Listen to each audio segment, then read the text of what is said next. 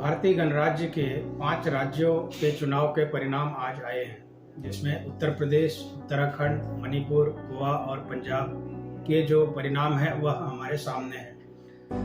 Bharatiya Janata party ने प्रचंड बहुमत के साथ 4 राज्यों में सरकार बनाने की स्थिति अपनी साबित की है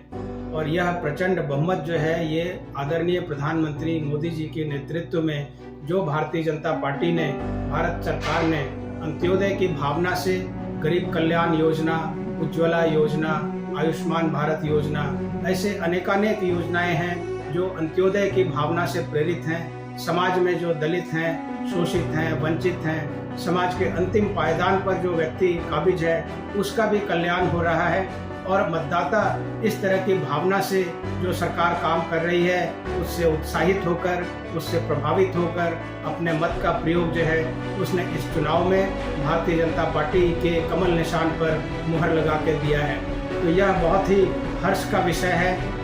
अब माननीय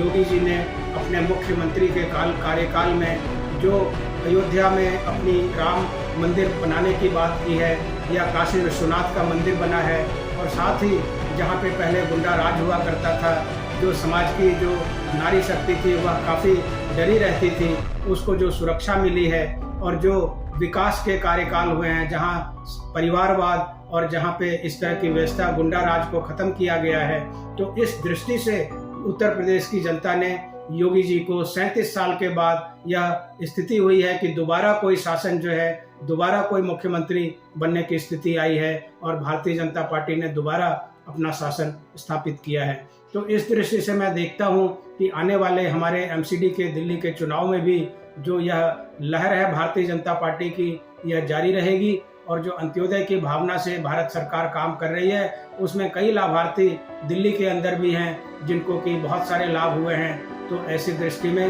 भारतीय जनता पार्टी का परचम एमसीडी के चुनाव में भी लहराएगा। मैं यह सोचता हुआ और अपनी बात को यहाँ पे रखता हूँ। मैं आम भारतीय जनता पार्टी का कार्यकर्ता हूँ। 18 करोड़